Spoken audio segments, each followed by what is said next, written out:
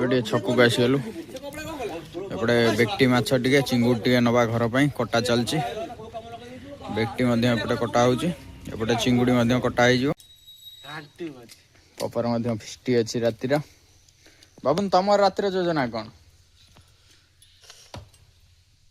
तोर कोन योजना करछु प्लान एपटे माछ भजा सरी मध्य तरकारी प्रस्तुत हे गेलानी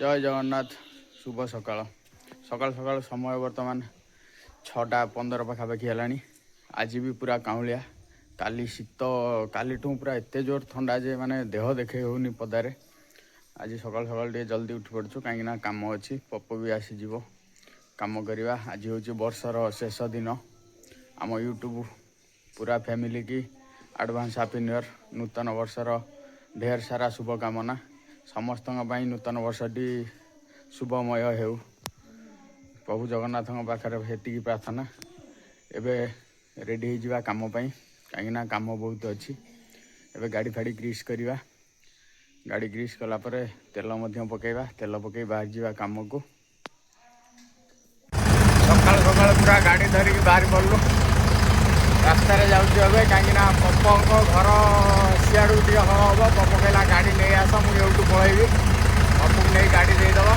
पप्पो गाड़ी नहीं पप्पू गाड़ी नहीं आसवा गाड़ी धरी चलू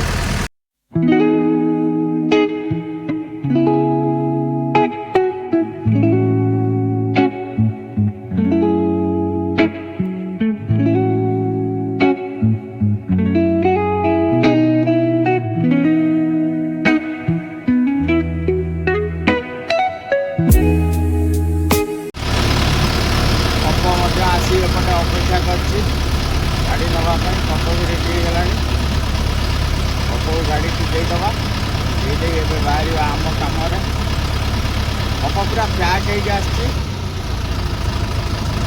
होप कौन जैकेट आनु और जैकेट भितर पप्पू गाड़ी नहीं जीव पप्पू केतटा पिंधिकी आसी देखु माने कौ रेट्रे शीत जापारे एबे पप्पू हल बाहर गाड़ी देदेलु पप्पू को आम अन्य कम करवा आमर भी सेपटे कम अच्छी आमको भी जावाक पड़ो एबे पप्पू गाड़ी दे दे चली चलिका चलू घर पाखक कहीं मानू फोन करी बैक आना हेले सकाल सकाल बैक आउर ठंडा लगे से चल चलिका एबारे मॉर्निंग वार्क भी टे होगला जेबे जेबे समय मिले टिके टिके मॉर्निंग वार्क भी कर नवा भल किंतु भल परिश्रम जिते हूँ दिन माने तादर मॉर्निंग वार्क आ किसी आवश्यक ही ना एबे चलू घर को चल चलिकी सूर्यदेव एवं पर्यटन देखा देवार ना 7टा समय हो गला एबे छकु को आसीगलु एपटे बेक्टी माछ टिके चिंगुड़ टिके नवा घर पई कटा चलची बेक्टी मध्य एपटे कटा होची एपटे चिंगुड़ी मध्य कटा हो जो चिंगुड़ी मध्य नहीं घर को बाहर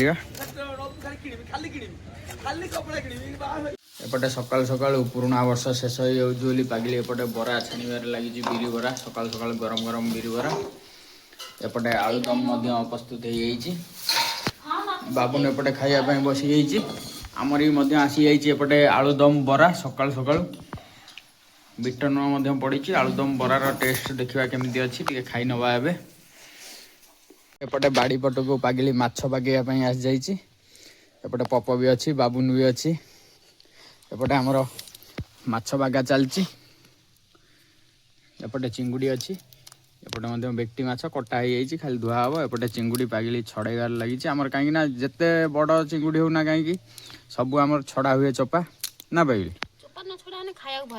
चोपा न छड़े खाइबेनि कई चोपा सब छड़ा हबार लगी एमती पूरा छड़ा ही फ्रेश फ्रेश हो जाऊँगी छड़ा हम छड़ा सरला भजा हम तरकारी हम खाइबा आम इंग्राजी नववर्ष को माछ मांस खाइकी ध्वंस करी पूरा उड़े दू केवल आम नुआ वर्ष ओडिया नुआ वर्ष बैशाख मास पणा संक्रांति रे आम पणा फणा पीऊँ बहुत ठाकुर पाखक जाऊँ से दिन अरुआ खिया हुए दिन मान किंतु इंग्रेज मानक नुआ वर्ष इंग्राजी कैलेंडर अनुसार केवल माछ मांस ही सरी जाए नुआ वर्षटी ପପ କହୁଛି ରାତିର ଫିଷ୍ଟି ମଧ୍ୟ ଅଛି ମଟନ୍। ମଟନ ଚିଙ୍ଗୁଡ଼ି ନା ନା ମଟନ ଚିକେନ କୋଉଠି ଅଛି? ଆମର ଅଛି। ଆଉ ଏଇଠି କରିବେ। ଘାଣ୍ଟି ଅଛି। ପପର ମଧ୍ୟ ଫିଷ୍ଟି ଅଛି ରାତିର। ବାବୁନ ତମର ରାତିର ଯୋଜନା କ'ଣ?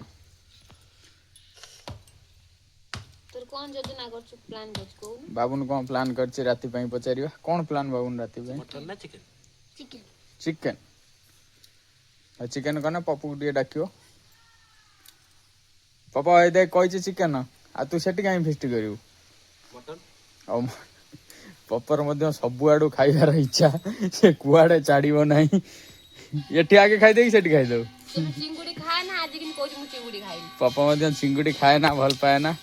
ତା ପାଇଁ ଆମର ଯେତେବେଳେ ବି ଚିଙ୍ଗୁଡ଼ି ଆସେ ତା ପାଇଁ ମାଛ 2 ଖଣ୍ଡ ଆସେ। ଏବେ ମାଛ ବାଗା ଚାଲିଛି। ଏବେ ଏପଟେ ଛୁଆମୀ ମାଛ ଭଜା ଆରମ୍ଭ କରିଦେଲେଣି। ମାଛ ମଧ୍ୟ ଭଜା ଚାଲିଛି। ଏପଟେ ଭଜା ଚାଲିଛି ମାଛ।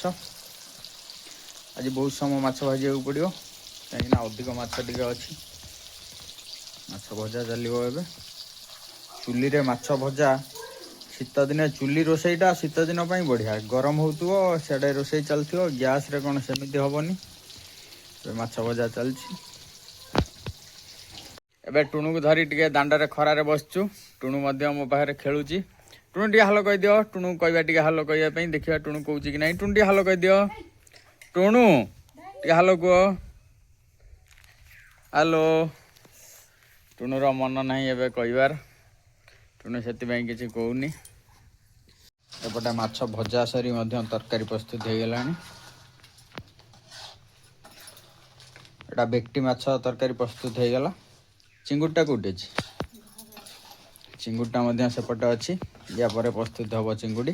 ବେକଟି ମାଛ ରେଡ଼ି ହେଇଗଲା ଏବେ। ଏପଟେ ମଧ୍ୟ ସବୁ ଚିଙ୍ଗୁଡ଼ି ଭଜା ହେଇକି ରହିଛି। ଚିଙ୍ଗୁଡ଼ି ସବୁ ଚୋପା ଛଡ଼ା ହେଇଯାଇଛି ବୋଲି ଏମିତି ଦେଖାହେଉଛି। ସେ ମଧ୍ୟ ତରକାରୀ ହେବ। ଏପଟେ ମସଲା ମଧ୍ୟ ଚିଙ୍ଗୁଡ଼ି ପାଇଁ ପ୍ରସ୍ତୁତ ହେଇଯାଇଛି। ଏବେ ମଧ୍ୟ ବେକଟି ମାଛ ତରକାରୀ ପ୍ରସ୍ତୁତ ସରିଗଲା। ଏପଟେ ଚିଙ୍ଗୁଡ଼ି ପାଇଁ କଢ଼ା ବସିଗଲା। ଚିଙ୍ଗୁଡ଼ି ପ୍ରସ୍ତୁତ ଚାଲିବ। ଏବେ ପପ ବି ଆସିଗଲାଣି। ଏପଟେ ବୋଉର ବାବୁନର ଖାଇବା ପାଇଁ ବସିଛନ୍ତି। ଏବେ ଆମର ବି ଖାଇବାକୁ ଆସିଗଲାଣି। ଏପଟେ ଭାତ ଅଛି, ଏପଟେ ଡାଲି, ଏପଟେ ବେକଟି ମାଛ, ଏପଟେ ଚିଙ୍ଗୁଡ଼ି ଅଛି। ଟିକେ ଖାଇ ନେବା। ଭୋକ ମଧ୍ୟ ଲାଗିଲାଣି ଜୋରରେ। ଏବେ ଟିକେ ଖାଇ ନେବା। ଖାଇ ପିଇ ସାରି ଟିକେ ଆମ ଛକକୁ ପଳେଇ ଆସିଲୁ। ଛକରେ ଟିକେ ବୁଲାବୁଲି କରିବା। ଏପଟେ ମଧ୍ୟ ନଣ୍ଡାଇଙ୍କ ପାଖରେ ଆସି ପହଞ୍ଚି ଯାଇଛୁ। ନଣ୍ଡାଇଙ୍କ ଦୋକାନରେ ନଣ୍ଡାଇଙ୍କୁ ଟିକେ ପଚାରିବା 2025ର ତାଙ୍କର ସ୍ମୃତି କ'ଣ। ଆଜି ତ 25ର ଶେଷ ଦିନ। ନଣ୍ଡାଇ କ'ଣ କହୁଛ 2025ର କେଉଁ କଥାଟା ଭୁଲି ପାରିବନି? 2025 କ'ଣ ମୋର ଆଉ ମନେ ନାହିଁ। ନଣ୍ଡାଇଙ୍କର କିଛି ମନେ ପଡ଼ୁନି। ସେ ମଧ୍ୟ ଗୁଆ କାଟିବାରେ ବ୍ୟସ୍ତ ଅଛନ୍ତି। ଯେବେ ଯେବେ ମନେ ପଡ଼ିବ ମୁଁ ଆପଣମାନଙ୍କ ସହିତ ସେୟାର କରିଦେବି ନଣ୍ଡାଇଙ୍କର 2025ର କ'ଣ ଥିଲା ସ୍ମୃତି।